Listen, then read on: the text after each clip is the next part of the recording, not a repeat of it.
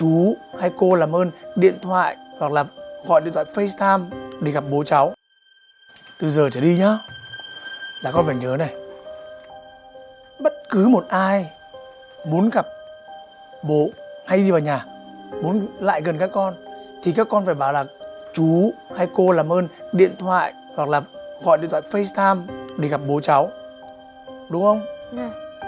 Con có bảo rồi, xong rồi chơi bảo là bây giờ bố lại đang tắt rồi. Thế thì đấy là một bài học các con phải nhớ nhá. Dạ.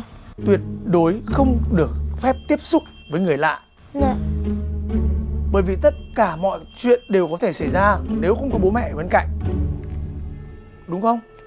Nếu chẳng may ngày hôm nay xảy ra một chuyện gì đó, người ta sẽ bắt cả ba con đi đâu đấy, thì làm sao mà bố sống nổi. Dạ. Nhớ nhá. Dạ vâng.